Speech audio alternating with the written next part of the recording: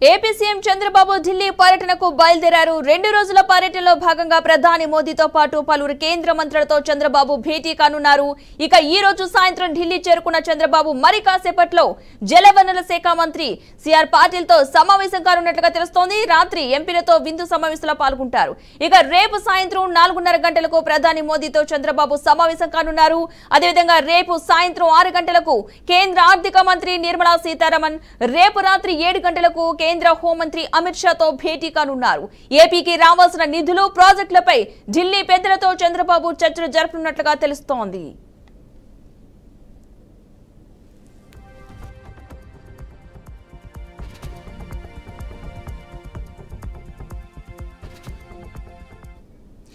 ఢిల్లీ పర్యటనలో AP CM Chandrababu పర్యటిస్తున్నట్టుగా తెలుస్తోంది. మరి కాసేపట్లో జలవనరుల శాఖ మంత్రితో భేటీ అయ్యే అవకాశం ఉన్నట్లుగా తెలుస్తోంది. ఇక ఇదే అంశానికి సంబంధించిన పూర్తి సమాచారాన్ని మా మేనేజింగ్ ఎడిటర్ చిదంబర్ రెడ్డి మరింత సమాచారం అందిస్తారు. చిదంబర్ రెడ్డి, చెప్పండి, చంద్రబాబు పర్యటనకు సంబంధించిన అప్డేట్స్ ఏంటి?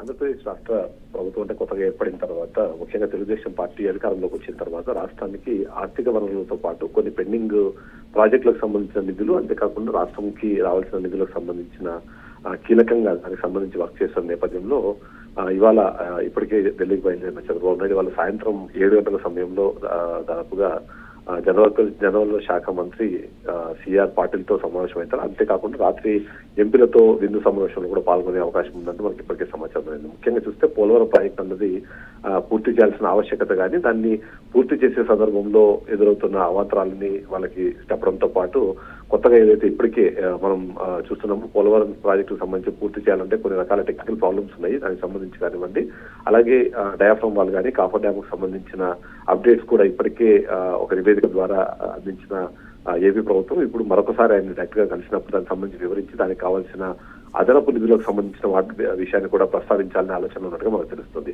ఇక ఈ షెడ్యూల్ మొత్తం బిజీగా గడిచే అవకాశం కనిపిస్తుంది. రేపు సాయంత్రం 4:30 గంటలకు ప్రధాని మోదీతో చంద్రబాబు సమావేశమై, అలాగే రేపు సాయంత్రం 6 గంటలకి కేంద్ర ఆర్థిక శాఖ మంత్రి నిర్మలా సీతారామన్, అలాగే 7 గంటలకి కేంద్ర హోంశాఖ మంత్రి అమిత్ షాతో కూడా భేటీ కావాలని చెప్పేసి నిర్ణయించుకున్నట్టు తెలుస్తుంది. దానికి సంబంధించిన అపాయింట్మెంట్స్ ఇప్పటికే కన్ఫర్మ్ అయినట్టుగా మనకు సమాచారం అవుతుంది. దీంట్లో ముఖ్యంగా చూస్తే మాత్రం ఏపీకి రావాల్సిన నిధులు, అలాగే పెండింగ్ ప్రాజెక్టులకు కావాల్సిన అదనపు నిధులకు సంబంధించి వీళ్ళతో చర్చించే అవకాశం కనిపిస్తుంది. ముఖ్యంగా చూస్తే మాత్రం ఆర్థిక మంత్రి నిర్మలా సీతారామన్తో మాట్లాడే క్రమంలో ఇప్పటికే పెండింగ్ లో ఉన్న నిధులను ఇమీడియట్ గా వీలైనంత త్వరగా రిలీజ్ చేయాలనే విషయాన్ని మాట్లాడటంతో పాటు అంటే మరికొద్దిగా అదనపు నిధులు అవసరమైన కొన్ని ప్రాజెక్టులకు సంబంధించి డిస్కషన్ కూడా చేసే అవకాశం ఉన్నట్టుగా మనకు తెలుస్తుంది. ముఖ్యంగా చూస్తే మాత్రం మోదీతో కలిసినప్పుడు రాష్ట్రం ప్రస్తుతం ఉన్న పరిస్థితి, ఆర్థిక పరిస్థితితో పాటు ఇక్కడ ఉన్న మిగిలిన విషయాలన్నీ ఎక్స్ప్లెయిన్ చేసి రాష్ట్రానికి అదనంగా ఆర్థిక స్వావలంబన కలిగేలాగా ఏదో గతంలో ప్రత్యేక ప్యాకేజీకి సంబంధించి డిస్కషన్ జరిగిందో దానికి సంబంధించి ఏవైనా అదనపు నిధులు రిలీజ్ చేసే అవకాశం ఉంటే వాటిని